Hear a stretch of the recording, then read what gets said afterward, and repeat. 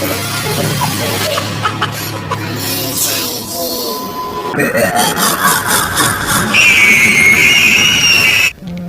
समय था। सुरेश की गाड़ी अंधेरे को चीरते हुए तेजी से जा रही थी। सड़क सुनसान थी, ना कोई गाड़ी और ना कोई आदमी उस सड़क पर दिखाई दे रहा था। बरसात का मौसम था, आसमान में बादल छाए हुए थे, इसलिए अंधेरा और गहरा था। सुरेश के एक हाथ में सिगरेट थी और दूसरे हाथ में स्टीयरिंग। कार में धीमा म्यूजिक बज रहा था। म्यूजिक का मजा लेते हुए सुरेश गाड़ी भगा रहा था। अचानक जोर से बादल गरजता है और बारिश शुरू हो जाती है। अरे यार, इस बारिश को भी अभी आना था। अच्छा खासा मूड में गाड़ी चला रहा था, सारा मूड खराब कर दिया। सुरेश सिगरेट को फेंक देता है और अपने गाड़ी के शीशे को ऊपर कर लेता है। जोरदार बारिश हो रही थी, इसलिए सामने ठीक से दिखाई नहीं दे रहा था। यार, इस बारिश के कारण गाड़ी की रफ्तार भी धीमी हो गई है। ऐसे ही रहा तो मुझे पहुंचने में बहुत देर हो जाएगी। सुरेश अपनी गाड़ी की स्पीड बढ़ाता है, हालांकि उसे सामने कुछ साफ दिखाई नहीं दे रहा था। उसने सोचा कि इतनी रात हो चुकी है और उसमें ये बारिश, सड़क तो खाली हो गई। अब सड़क पर बारिश और बारिश को चीरती सुरेश की कार। अचानक सुरेश की कार के सामने कोई आता है, रोक देता है और नहीं! सुरेश को होश आता है, तब वो देखता है कि वो सही सलामत है।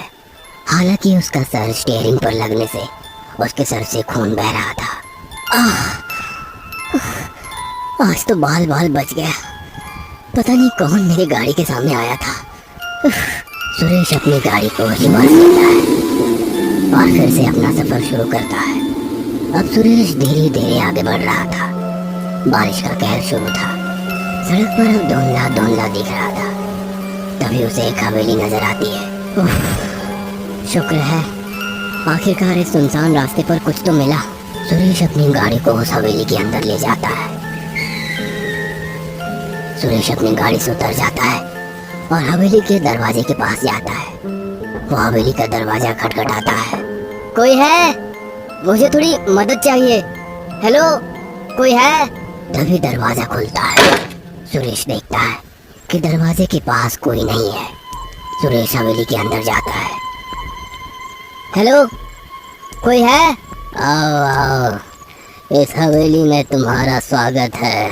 सुरेश पीछे देखता है तो एक अधेड़ उम्र का आदमी कुर्सी पर बैठे हुए चाय पी रहा था। उसने आग भी जलाई थी और आग के पास बैठकर सेक ले रहा था। सॉरी, मैंने आपको इतनी रात गए तकलीफ दी। तुम्हारी तकलीफ दूर करना ही मेरा काम है। आओ, यहाँ बैठ जाओ। सुरेश भी आग के पास एक कुर्सी पर बैठ जाता है। वो क्या है कि मेरे सिर पर छोटी सी चोट लगी है और बाहर काफ़ी बारिश हो रही है, इसलिए मैं यहाँ कुछ वक्त गुजारने आया हूँ। यहाँ कोई आता नहीं, बल्कि उसे लाया जाता है। मतलब तुम समझ जाओगे। मेरा नाम मूसा है। 10 साल से मैं इसी हवेली में रह रहा हूँ। मेरा नाम सुरेश है। एक काम के सिलसिले में शहर जा रहा था। बारिश से तुम्हें ठंड लगी होगी, लो चाय पी लो। कुर्सी के पास वाली टेबल पर ही एक चाय का कप था। ये कप आपने पहले से ही यहाँ रखा था? तुम्हारे नसीब में ये चाय थी। कहते हैं ना, दाने दाने पे लिखा है खाने वाले का नाम। सुरेश चाय ले लेता है। आप यहाँ अकेले रहते हैं? हाँ, जब से यहाँ आया हूँ अकेले ही दिन गुजार रहा हूँ। और आपका परिवार?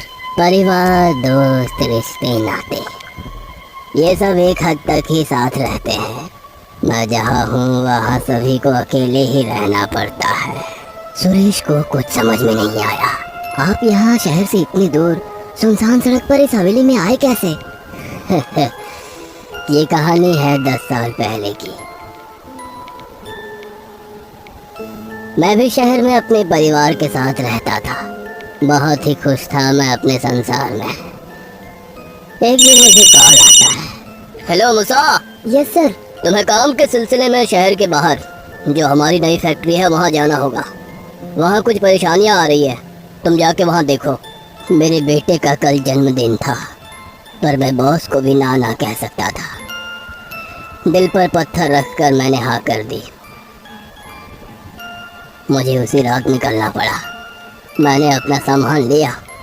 बेटा सो रहा था। मैंने उसके सर पे हाथ रखा और कहा हैप्पी बर्थडे। इसके बाद मैंने कार चालू की और सफ़र पर निकल पड़ा। रात बहुत थी, इसलिए सड़क भी सुनसान थी। मैं अपने धुन में रास्ते को चीर के आगे निकल रहा था। अचानक जोर से बादल गरजे और बारिश शुरू हुई। बारिश इतनी जोर की थी कि मुझे गाड़ी के आगे का सब धुंधला दिख रहा था। मैं अपने ही रफ्तार में चल रहा था और अचानक मेरी गाड़ी के सामने कोई शख्स आया। मैंने गाड़ी मोड़ी। रफ्तार के कारण मेरी गाड़ी एक पेड़ से जा टकराई। मुझे होश आया तो मैं जख्मी था। थोड़ी देर बाद मैं इसी हवेली में आ पहुंचा।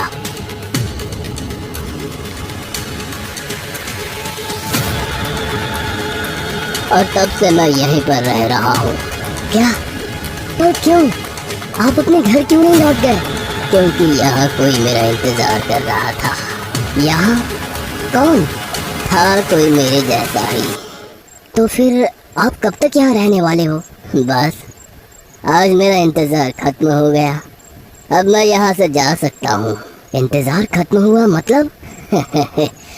अब तुम जो आए हो। मैं कुछ समझा नहीं।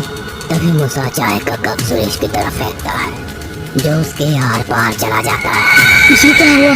तुम्हारी उस एक्सीडेंट में ही मौत हो गई थी। अब तुम्हें यहाँ तब तक रहना होगा जब तक तुम्हारे जैसा कोई यहाँ नहीं आ जाता। नहीं।